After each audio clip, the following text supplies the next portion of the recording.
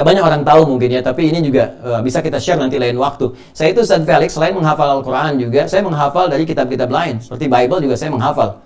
Ya, dan saya dari sejak masuk kelas 1 aliyah, ya ada yang masuk Islam dan saya pinjam ya dari versinya Barnabas, versi yang lain, versi yang ada perubahan dan sebagainya, itu saya kumpulkan. Jadi kadang kalau saya sedang libur, saya pergi ke toko buku, saya kumpulin lagi, ada versi yang baru nggak, ada yang baru nggak, jadi saya pelajari lagi.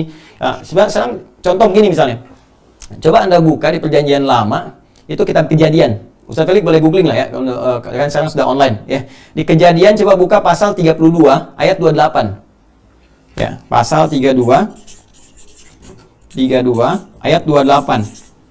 Ya. Kitabnya Kejadian. Kitab Kejadian.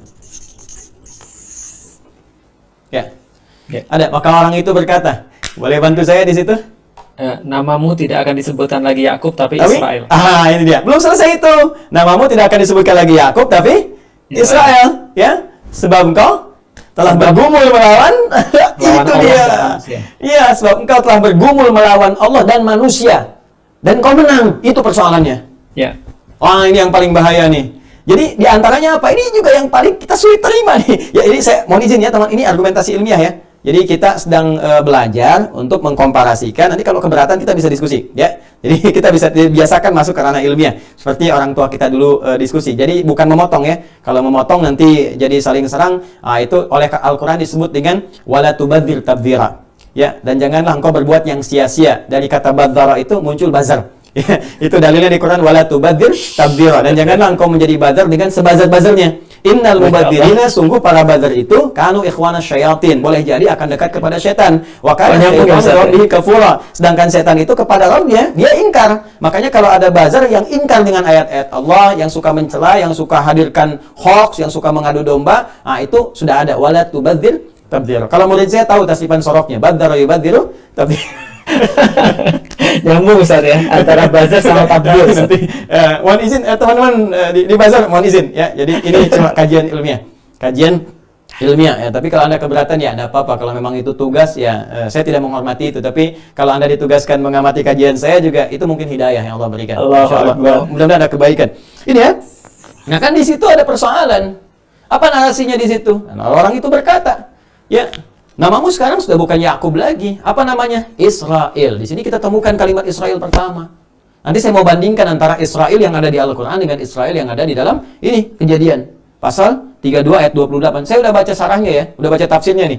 Jadi saya tahu tafsiran yang menafsirkan malaikat, tafsir menafsirkan Tuhan, manusia dan sebagainya. Insya Allah sudah saya baca dan saya baca referensinya dari mana turunannya. Ya, saya sudah membiasakan itu. Jadi nanti di sini persoalan utamanya adalah satu. Yakub alaihissalam. Ini anaknya Ishak, turunan Nabi dan jadi Nabi kemudian, makanya Nabi mengatakan ya ini dari orang mulia, dari mulia, rahim yang mulia, orang mulia lagi. Ya Nabi Muhammad SAW itu turunannya nanti dari mulia, ya dari ke Yusuf, Yakub mulia, Ishak mulia, Ibrahim mulia sampai dengan ke atasnya. Nah, saya teruskan ke sini, tapi di sini di Kejadian ya pasal 32 ayat 28 dinarasikan Nabi Yakub itu pernah bergulat dengan Tuhan. Anda bisa bayangkan nggak? Jadi Smackdown itu bukan sekarang aja, dulu sudah ada gitu. Ini persoalan, dan Tuhan di Smackdown oleh Yakub. Ini persoalannya, dikalahkan.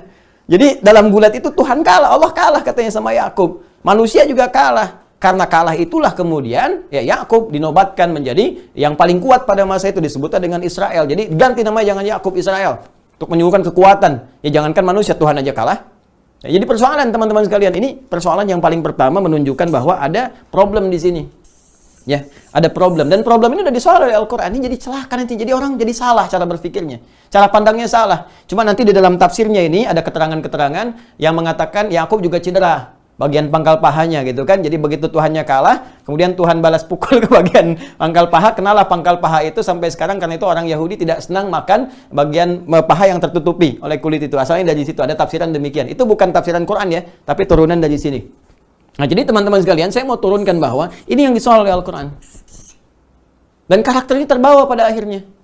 Ya, apa yang menjadikan terbawa ini, yang kemudian disoal oleh Al-Quran di masa Nabi Muhammad SAW, ya adalah membangun sebuah keyakinan-keyakinan dari satu naratif yang dikreasikan tersendiri dan diwariskan pada generasi setelahnya. Di Tauratnya kemudian ditepikan, muncullah Talmud, muncul turunan-turunan lain, itu diwariskan. Kita harus bangga nih. Tuhan aja kita kalahin, nenek kakek moyang kita dulu ngalahin Tuhan, gitu kan? Maka sekarang kita mesti lebih hebat. Makanya jangankan manusia, perjanjian dengan Tuhan aja diabaikan. Ya, bisa bayangkan nggak komitmen dengan Allah begini, besoknya dia hilangkan lagi. Jadi bikin perjanjian dengan Tuhan, narasinya banyak sekali. Kalau Anda mau cek misalnya, yang pertama kali di Al-Baqarah, saya bisa turunkan dari Al-Baqarah, kemudian di Al-Ma'idah khususnya, gitu kan, dan turunan yang lainnya, termasuk di Al-Qasas. Di Al-Baqarah itu kan muncul pertama kali dari Bani Israel. Saya kembalikan dulu, lompat sebentar ke ayat 51. Nanti saya balikin ke Bani Israel ayat 40, 47 dan turunannya, gitu kan. Ayat 51-nya kan jelas, wa idh wa'adna Musa 40 lailatan thumma takhadhtumul ijla min ba'dihi wa antum zalimun.